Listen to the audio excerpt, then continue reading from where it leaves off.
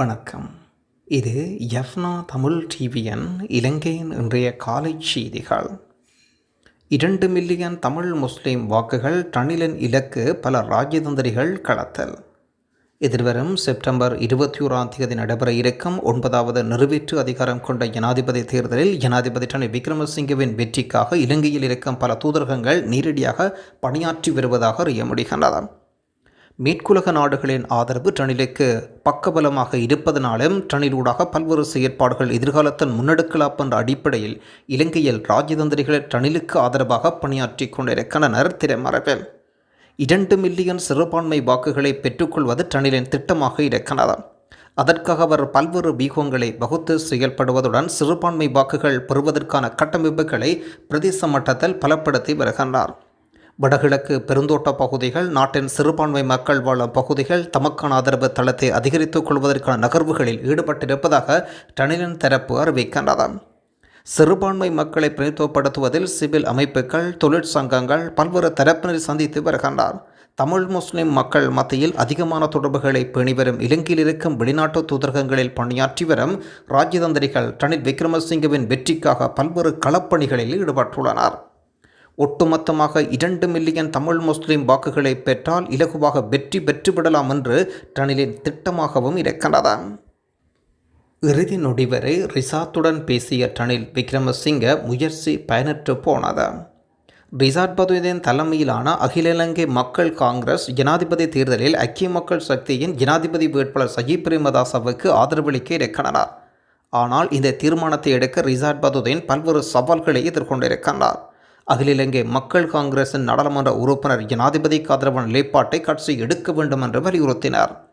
ஆனால் அந்த கட்சியில் அரசியல் சபையில் பெரும்பான்மையானவர்கள் ரணில் விக்ரமசிங்கவுக்கு எதிரான நிலைப்பாட்டை கொண்டிருப்பதனால் ரிசாட் பதுதீன் அறிவித்திருந்தார் தமது தீர்மானங்கள் அறிவிக்கப்படும் என்றார். அதன் பின்னர் வடகிழக்கு கட்சியின் கட்டமைப்புகள் அனைத்து இடங்களிலும் சந்திப்புகளை நடத்தி ரிசாட் பதுதீன் கட்சியின் அடிமட்ட உறுப்பினர்கள் கருத்துக்களை கேட்டறிந்தார். கட்சியில் அடிமட்ட உறுப்பினர்களின் ஆதரவு சஜித் பிரேமதாசவுக்கு இருந்தது. முஸ்லிம் மக்களின் ஆதரவு இம்முறை சஜித் பிரேமதாசவுக்கு கிடைக்கும் என்ற கட்சியின் அடிமட்ட உறுப்பினர்கள் ரிசாத்துக்கு எடுத்துரைத்தனர். அதன் பின்னர் மீண்டும் கொழும்பு திரும்பிய இறுதிக்கட்ட கலந்துரையாடல்களை நடத்திய ரிசாட் சஜித்தை ஆதரிப்பதாக அறிவித்தார்.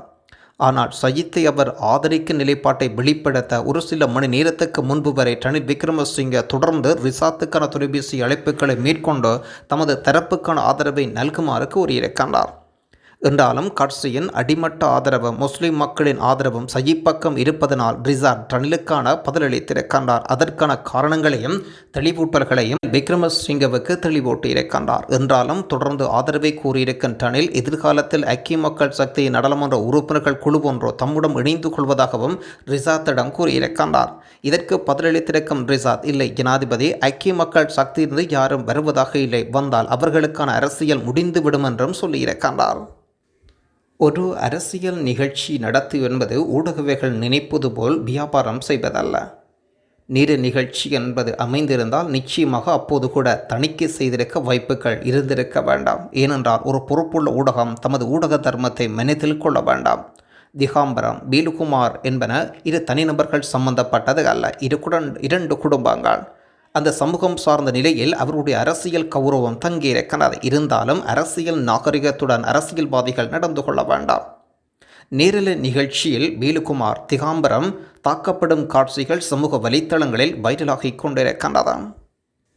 முடிந்தால் சிந்தியுங்கள். ஜனாசா எரிப்பு, கர்ப்பத்தடை மாத்திரைகள், கலந்த ரொட்டிகள், டாக்டர் சாஃபியன் கருக்கலைப்புகள், சிங்கள பெண்களுக்கான கர்ப்பந்தரிக்க முறை ரத்திச்சேமை மற்றும் நல்லூர் கோவில்கள் இடிக்கப்பட்டு மலசலுக்கூடம் கட்ட வேண்டும் என்று சொன்ன சித்தார்த் மற்றும் கடற்பரப்பில் கைது செய்யப்பட்ட 250 கிலோகிராம் போதைப்பொருள், 5 நர்மமான முறையில் கப்பலுடன் காணாமல் ஆக்கப்பட்டவர்கள் தொடர்பாக செய்திகள் இருக்கின்றன.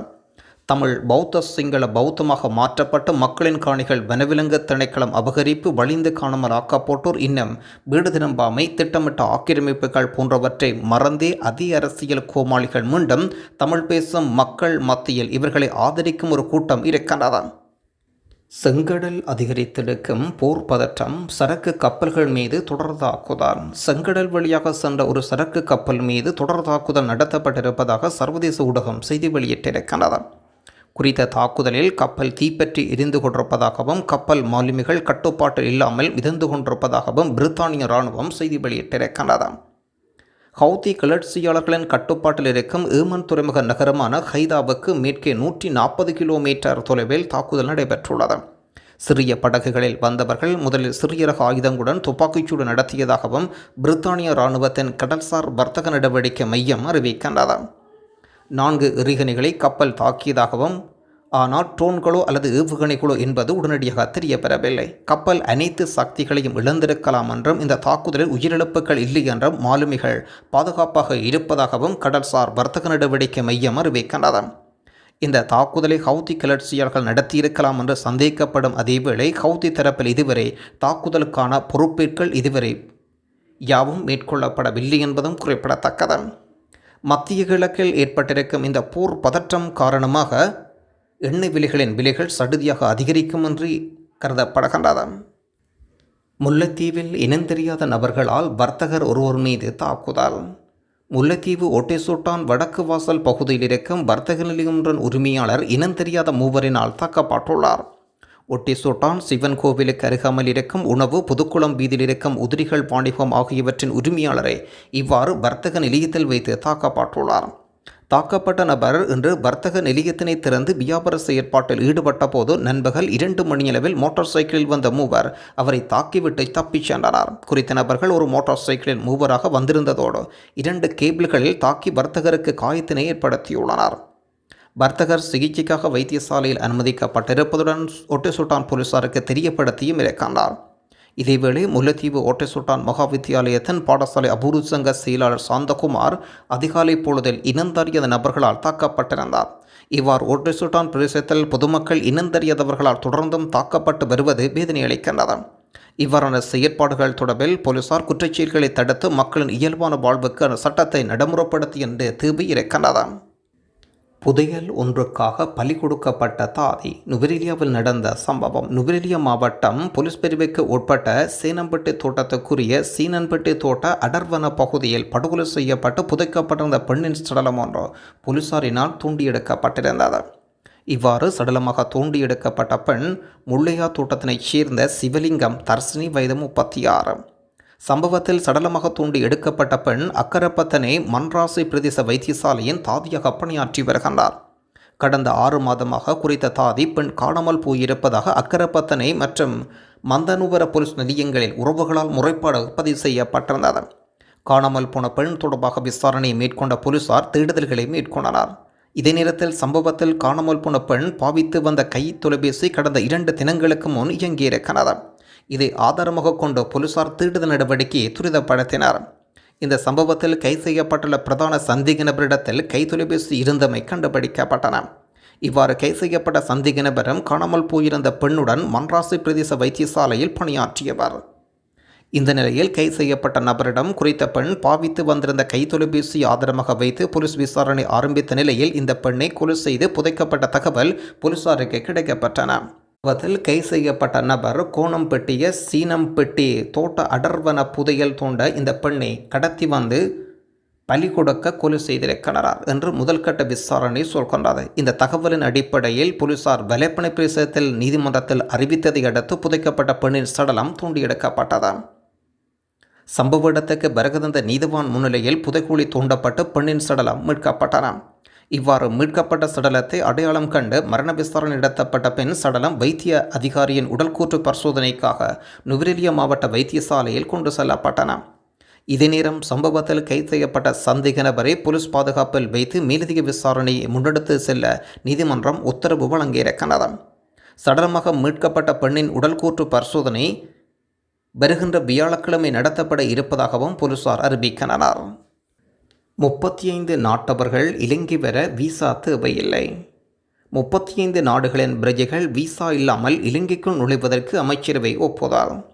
England, America, Canada, Germany, Australia, Saudi Arabia, China, India, Russia, தென்கொரியா மற்றும் ஜப்பான் உட்பட 35 நாடுகள் இதில் சேர்க்கப்பட்டுள்ளன. 2024 ஆண்டு அக்டோபர் 1 தொடக்கம் 6 மாதங்களுக்கு இலங்கைக்கு விசா இன்றி அனுமதி வழங்க அமைச்சரவை தீர்மானித்துள்ளனர். வவுனியாவில் தாயின் வயிற்றுக்குள் இறந்த குழந்தை பெற்றோருக்கு நீதி வேண்டாம், பொதுமக்கள் ஆர்ப்பாட்டம். வவுனியா வைத்தியசாலையில் மரணித்த சிசுவின் பெற்றோருக்கு நீதி கிடைக்க கோரி ஆர்ப்பாட்டம் ஒன்று முன்னெடுக்கப்பட்டது. வவுனியா வைத்தியசாலையின் பிரதான வாயிலின் முன்பாக இந்த ஆர்ப்பாட்டம் இடம்பெற்றிருந்தது. குறித்த ஆர்ப்பாட்டத்தில் கலந்து கொண்டவர்கள் கருத்து வெளியிடும் போது குழந்தையின் தாய் வலி தாங்க முடியாமல் பல மணி நேரங்கள் கதறிய போதும் அவருக்கு சிசேரியன் செய்யவில்லை. இவ்வாறர்கள் நம்பி இந்த வைத்தியசாலைக்கு சிகிச்சைக்கு எப்படி செல்ல முடியும்? குறித்த சம்பவம் தொடர்பாக வைத்தியசாலையில் முன்னெடுக்கப்படும் உள்ளக விசாரணை எமக்கு துளியின் நம்பிக்கை இல்லை. எனவே சுகாதார அமைச்சினூடாக ஒரு குழு நியமிக்கப்பட்டு இதற்கான நீதியான விசாரணைகள் மேற்கொள்ள வேண்டாம். அதேபோல் சிசுவின் சட்ட ரீதியான பரிசோதனைகள் கொழும்பு வைத்தியசாலையின் மூலம் முன்னெடுக்கப்பட வேண்டாம். அத்துடன் பொறுப்பு இல்லாத இந்த வைத்தியசாலைக்கு 3 பணிப்பாளர்கள் 2 நிர்வாக உத்தியோகர்கள் நியமிக்கப்பட்டுள்ளனர். ஏனென்று எமக்கும் தெரியவில்லை. இந்த சம்பவத்துக்கு நீதி கிடைக்கும் வரை பொதுமக்கள் இங்கு மகப்பேற்றுக்கு வர வேண்டாம் என்று கூறி மக்கள் கோரிக்கை வைத்து போராடி வருகின்றனர். இதேவேளை இன்று மாலை சிசுவின் சடலத்தை பார்வையிட்ட நீதவான் அதனை உடல்கூற்று பரிசோதனைக்கு உட்படுத்துமாறும் உத்தரவு வழங்கியிருக்கின்றார். வவுனியா கர்ப்பிணி வயிற்றுக்குள் இருந்த குழந்தையை மருத்துவ கொலை செய்தது வைத்தியர், தந்தை எடுத்த நடவடிக்கை. வவுனியா வைத்தியசாலை வைத்தியர் ஒருவரின் அலட்சியத்தினால் தனது குழந்தை பிறந்து உயிரிழந்திருப்பதாக குழந்தையின் தந்தையினால் வவுனியா போலீஸ் நிலையத்தில் முறைப்பாடு பதிவு செய்யப்படுகின்றது. வைத்தியசாலைக்கு வந்த வைத்திய அதிகாரி ஒருவர் மீது சிசேர் செய்து குழந்தை எடுத்திருக்கலாம் தானே என்று கடமிருந்த வைத்தியர் பேசியிருக்கின்றார். பின்னர் மீண்டும் மாலை 5 மணிக்கு எனது மனைவியை சிகிச்சை கூடத்துக்கு அழைத்து சென்றனர். பல மணி நேரமாகியும் அவர் வெளியில் வரவில்லை. இதற்குள் 7ஆம் விடுதியில் குளிரூட்டி இயங்கவில்லை என்று தெரிவித்து 5ஆம் விடுதிக்கு எனது மனைவியை மாற்றியுள்ளனர். பின்னர் தாதியொருவர் தொலைபேசி அழைப்பை எடுத்து என்னை வைத்தியசாலைக்கு வருமாறு அழைத்திருந்தார். அங்கு சென்றபோது அதிதீவிர சிகிச்சை பிரிவில் எனது குழந்தையினை அனுமதித்திருந்தார்கள். அங்குள்ள வைத்தியரிடம் கேட்டபோது 5ஆம் விடுதியிருந்த குழந்தை இங்கு அனுமதித்த போது உயிரில்லாத நிலைமையில் இருந்தது. இருப்பினும் குழந்தையின் இதய துடிப்பினை நாம் மீட்டிருப்பதாகவும் குழந்தையின் உடல்நிலை பாதிப்பு ஏற்பட்டுள்ளதாக தெரிவித்து குழந்தையினை எனக்கு காட்டினர். பின்னர் குழந்தை இறந்து விட்டதாக பின்னர் அறிவிக்கின்றனர். எனவே வைத்தியர்களின் அசமந்த போக்கினால் எனது மனைவிக்கு நடந்த கொடுமைக்கும் அவர் பதில் சொல்லியே ஆக வேண்டாம். எனக்கு நீதி வேண்டும். எனக்கு நீதி கிடைக்காமல் நான் சிசுவின் சடலத்தை பொறுப்பேற்க மாட்டேன். இதேவேளை குறித்த விடயம் தொடர்பாக சிசுவின் தந்தையினால் வவுனியா போலீஸ் நிலையத்தில் முறைப்பாடு பதிவு செய்யப்பட்டிருப்பதுடன் இதொடர்பாக வவுனியா வைத்தியசாலை பணிப்பாளரிடம் கேட்டபோது உள்ளக விசாரணை இடம்பெற்று வருவதாகவும் கருத்து வெளியிட்டுள்ளார். அலிசார் மௌலானாவை அமைச்சரவை அந்தஸ்தற்ற அமைச்சராக ஜனாதிபதி நியமித்துள்ளார். அபிவிருத்தி திட்டங்களுக்கான அமைச்சரவை அந்தஸ்தற்ற அமைச்சராக அலிசார் மௌலானா பாராளுமன்ற உறுப்பினரை ஜனாதிபதி நியமித்துள்ளார். இன்று தொடக்கம் அமுலாகும் வகையில் இந்த நியமனம் வழங்கி வைக்கப்பட்டிருக்கிறது. காதலர்களை மிரட்டி லஞ்சம் வாங்கிய 2 போலீஸ் அதிகாரிகள் பணியிடை நீக்கம். கடுவல காவல்துறையில் கடமையாற்றும் 2 போலீஸ் அதிகாரிகள் 10,000 ரூபாய் லஞ்சம் பெற முயற்சித்த குற்றச்சாட்டின் பேரில் பணியிடை நீக்கம் செய்யப்பட்டுள்ளனர். 2 போலீஸ் அதிகாரிகளும் 14ஆம் திகதி மாலை 6 மணி தொடக்கம் அடுத்த நாள் காலை 6 மணி வரை மோட்டார் சைக்கிள் ரோந்து கண்காணிப்பில் ஈடுபட்டனர். கடுவல போலீஸ் பிரிவுக்கு வெளியே இருக்கும் முல்லேரியா போலீஸ் பிரிவுக்கு உட்பட்ட சந்திரிகா குமாரதுங்க மாவட்டத்தில் நிறுத்தி வைக்கப்பட்டிருந்த கார் ஒன்றுக்குள் இளைஞனும் யுவதியும் ஒருவரும் அநாகரீகமாக நடந்து கொண்டனர். இதையடுத்து குறிப்பிட்ட காரை பரிசோதனை செய்யுமாறு மோட்டார் சைக்கிள் ரோந்து கண்காணிப்பிருந்த 2 போலீசாருக்கு கட்டளை வந்தன. அவர்கள் அங்கு குறிப்பிட்ட காரை பரிசோதனை செய்த போது அவர்கள் 2 பேரையும் 10,000 ரூபாய் லஞ்சம் வாங்க முயற்சித்துள்ளார். இந்த விசாரணையில் வெளியில் வரவே குறிப்பிட்ட 2 போலீஸ் அதிகாரிகளும் தற்போது பணியிடை நீக்கம் செய்யப்பட்டுள்ளனர். வடக்கு மக்களையும் கிழக்கு மக்களையும் ஒருபோதும் ஏமாற்றப் போவதில்லை. போலீஸ் காணி அதிகாரங்கள் வழங்க முடியாது. தேர்தல் காலத்தில் வடக்கில் உள்ளவர்களை ஏமாற்ற வேண்டிய தேவை எமக்கு கிடையாது. முடிந்ததை முடியும் என்பேன், முடியாததை முடியாது என்பேன். தமிழர்களின் கலாச்சாரத்தை பாதுகாப்பேன், மொழி உரிமையை வழங்குவேன். ஆனால் வடக்கு கிழக்கு மாகாணத்தை ஒன்றிணைந்து காணி போலீஸ் அதிகாரங்களை ஒருபோதும் வழங்க மாட்டேன் என்று பொதுஜன பெரமுன ஜனாதிபதி வேட்பாளர் ராம ராஜபக்ச அறிவிக்கின்றார். ஸ்ரீலங்கா பொதுஜன பெரமுன இந்த நாட்டின் அரசியல் வரைபடத்தை மாற்றியமைத்திருக்கின்றது. 2015ஆம் ஆண்டு பொருளாதார ரீதியில் முன்னேற்றமடைந்த நாடாக இருந்தது. பொருளாதார பாதிப்பினை முன்னிலைப்படுத்தி ஒரு தரப்பினர் எமது அரசாங்கத்தை வீழ்த்தினார்கள். அரசாங்கம் வீழ்ச்சியடைந்தாலும் நாட்டை வீழ்ச்சியடைய செய்யவில்லை.